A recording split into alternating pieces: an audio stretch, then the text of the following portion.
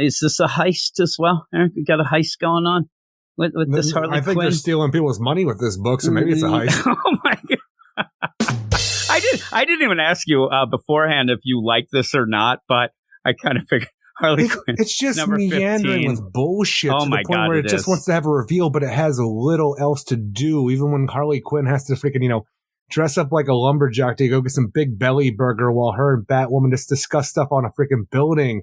Yeah, well, it's Harley Quinn number 15. It's written by Stephanie Phillips with art by Riley Rossmo, Ivan Placencia, and M World Design. And we've talked about this before, and it even went back to Stephanie Phillips doing the stuff in Future State. The idea that I can never get a grip on which Harley Quinn she wants to write, what she's doing. And she does it again in this, where if you're going to have this over narration of do how a heist, we need to have a monkey. Yeah, I mean, you're playing That's like that 4 pages of fucking monkeys. The lumberjack deal, that page, I laughed. I thought that was funny. I mean, just the crazy idea that she thinks that beard is going to pass. I thought that was comical, but in an issue where you're also playing off of how people don't treat people right and they look at people, it doesn't play right. It's a tug of war, and in the middle, you're just stuck there in the nonsense. And yeah, you have to have this idea of, oh my God, we need a monkey for a heist. But then in the same deal saying the Joker didn't treat me as a person and didn't look at me as anybody with any intelligence when I was. What is the tone of this book doing? Because I don't know how to feel with the way she's acting to the narration with this. And the thing is, even the idea of like the psychoanalysis of what it means to wear a mask when you have to act a certain way because of how, narcissistic or freaking like, how abusive your partner might be to you and how you have to act a certain way, a mask that you put on, to the point where it's just silly nonsense over top. Like, and the thing is, even the idea of going back to the tropeness and cliches I keep talking about in the last issue, all we're doing is keep talking about stuff that you already know nonstop, and everybody wants to deal with Harley Quinn, the breakup of the Joker and how she had to act and how Pamela Isley was there for it and how much she loves Pam but hates the Joker because he's a bad guy, I'm like, yeah, I know. Like you said,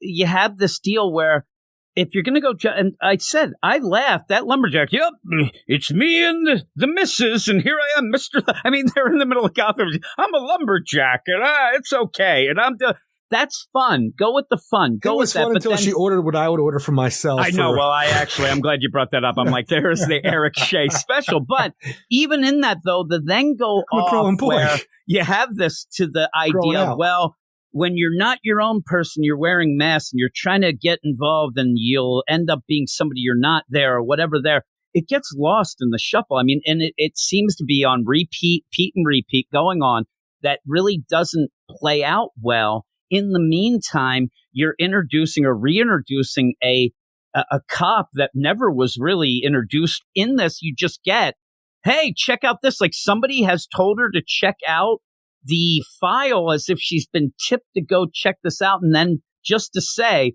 this doesn't look like Harley did it. You give me that there. The evidence is for that. To then go the opposite way later. And it just nothing played out. Well, even the idea is like, this case is closed. Harley Quinn's here. We have DNA over. We have fingerprints. We have everything because everything was left behind by the verdict when she was trying to not sabotage. What's the word I look for? Set up Harley Quinn with this robbery. But then the idea like, there's fertilizer in here too. What does that mean? And then we have Batwoman and Harley teaming up trying to find this evidence to clear her name because right now Harley, even though she is believed to be a murderer, she's also a fugitive of the law for breaking out of black gay prison. So she's an escaped prisoner as well, working with Batwoman. So we go in here, it's like, there's something that you didn't look at. You mean the fertilizer? There were large traces of it, all of the evidence. It just ties back to a place that the verdict is hanging out that used to be Poison Ivy's place. Yeah, it's such a weird freaking conclusion to jump to, or why we have to have that connection at all. It's such a weird idea. And not only that, because during that conversation that Batwoman is having with this police officer is in the evidence locker, you have Harley dressed up like the switcheroo witcheroo until out of nowhere she's just dressed up like a unicorn. And I have no idea what happened. And it felt weird. I thought that was somebody else. I got scared. But when you start out, this is the thing. Again, the tone is all over the place. It's scattered. Stephanie Phillips cannot figure out what tone she wants, and she's just going to throw things into scenes that don't quite work with the scene before or after. And even the idea where you're setting up where the beginning with this police officer where she goes off and looks into the case file and the thing, it's a closed case. Closed. And so then you're throwing in the idea, because we laughed. Is this just the idea that she realized that people were laughing at the story of, it was so ridiculous that they thought Harley was guilty and threw her right in jail, that you have to explain in a weird wink way that there was some sort of finagling going on, that this was the police department, but then never really does it. And then has it where, oh my God, there's all this other DNA. Well, the worst part is we had that thing before where Sam was on the police force. It seemed like Kevin's girlfriend Sam, and the idea that she lost that job. I think at some point it was revealed to do something else, but I have no idea. Like, it seemed like everything she's doing here, she still has pull within the police force for trying to get Harley Quinn to set up in this whole thing, or even the idea that we have to make it work really fast. I was like, you were just arrested. Now you're going to prison immediately without anything. I'm like, that was such a weird idea. Now we have to get Harley out of prison because we have that punchline connection that we have to get rid of. But it was just so forced to get to an idea where we have this new vigilante Verdict who's been killing people who aren't on the up and up, doesn't like Harley Quinn and sets her up, doesn't try to kill her for some reason. But now it's like, we got to take her down. And oh yeah, it's Kevin's girlfriend, Sam. Like, you said this, and this is the thing. I'm going to not reveal, but you had said not just Verdict. What you said was, and this was even better, before this Verdict nonsense even came, you said, I think that Sam is going to end up trying to kill her. Sam is going to be the villain, and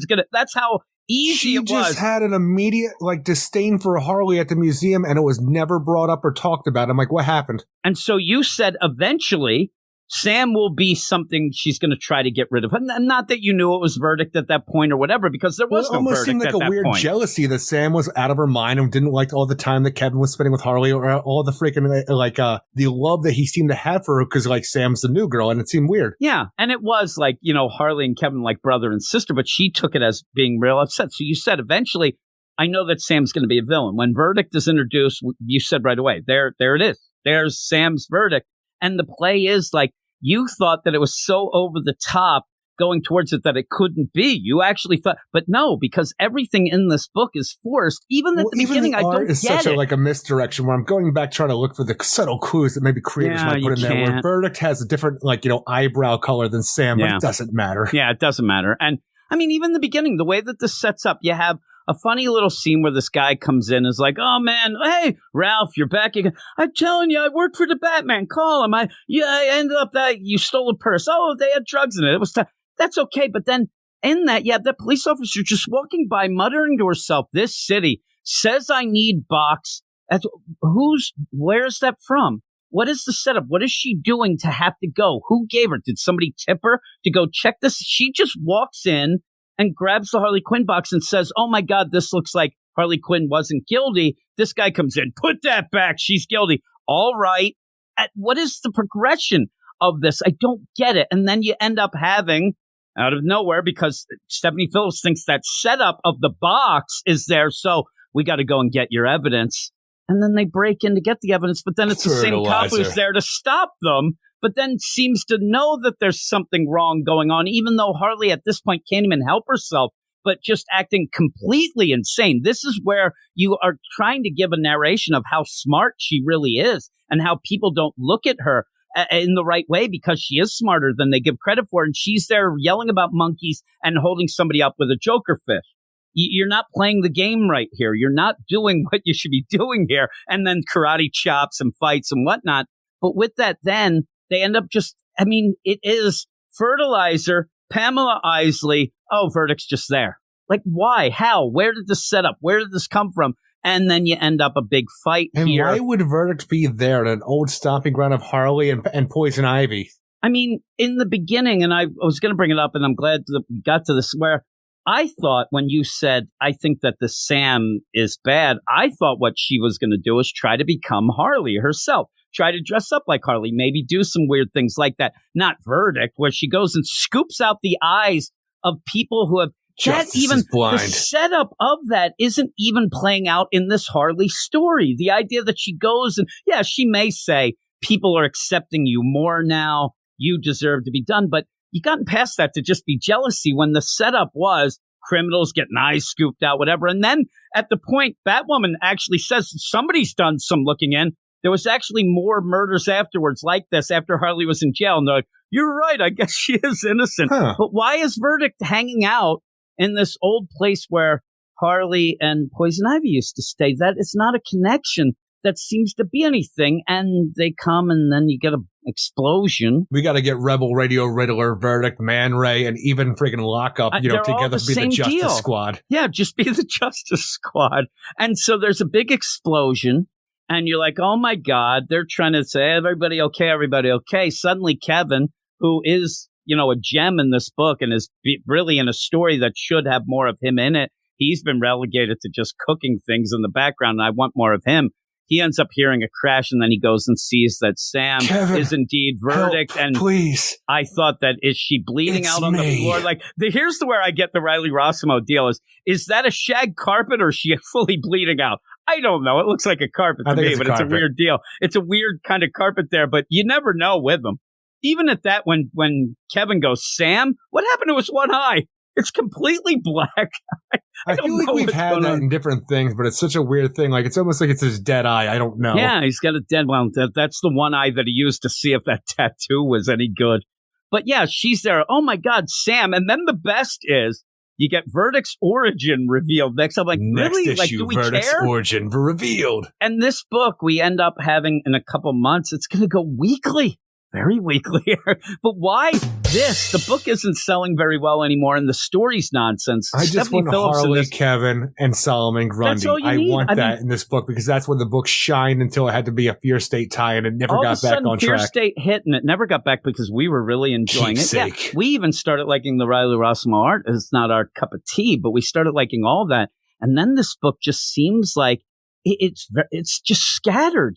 There's the story with Verdict that never ties into anything. Things just happen while Harley gets the gag of the idea, page. Verdict saved Keepsake from dying so that he would then kill Harley Quinn, but that didn't work out. So then she killed Keepsake, and then she goes and sets up Harley Quinn instead of trying to kill Harley Quinn, which she originally wanted Keepsake to do. So I'm like, I really don't know what your motives are or why you're doing anything. Verdict does that, gets Harley arrested. It's a fast track arrest. She's right in, judge, jury, executioner, right in jail. Go right to jail. Do not collect $200. In this issue, the play really is the idea. Oh, Harley always breaks out of jail. So you didn't even pick the right thing to do here. And then what's coming up later in this, after we get out the verdict deal and go, we're going to have a story with Lashina and Luke Fox and a bunch of people in space. I'm like, what is going on here? Please. There's a lot of people on that weird squad. Yeah, that there's a bunch of squad. And so Bronze Tiger on there? I'm trying to remember everybody that we saw previously. Like Killer Frost, maybe.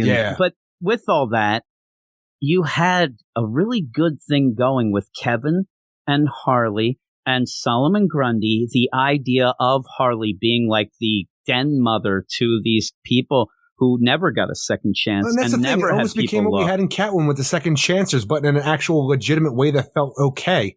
Even before with Catwoman and even stuff with, say, Killer Croc, who was helping out people and stuff like that too. Like, that's what I wanted. That was where you could show Harley's heart and how she is smart, but still is Harley. I mean, you still have goofy stuff going on, but you were able to show that she wants to change and really cares for people. And in a way, in a Gotham City that has villains and heroes and they're always playing their deal, that she's the one person who knows that people can change and will accept them sight unseen with unconditional love to get them where they need to be. And I thought that was so good. It was so, we were so impressed with it until we hit Fear State. Things ended up really wonky then. And after that, it just seems just random scattered ideas of this, and it really has lost its way. But I do want to point out that we really did like it before Fear State. It was one of our surprise books. I had it as my book of the week. The one week, and it shocked me because it's been so long since a Harley had been that good. And then this happened, and I just don't get it. What would you give this? I don't like the story in this at all because Harley is just a scattered mess. The characters involved are just doing nonsense to get us to the end of Verdict here so we can just get to her origin with no real legitimate way to do that. And because the story is so weak,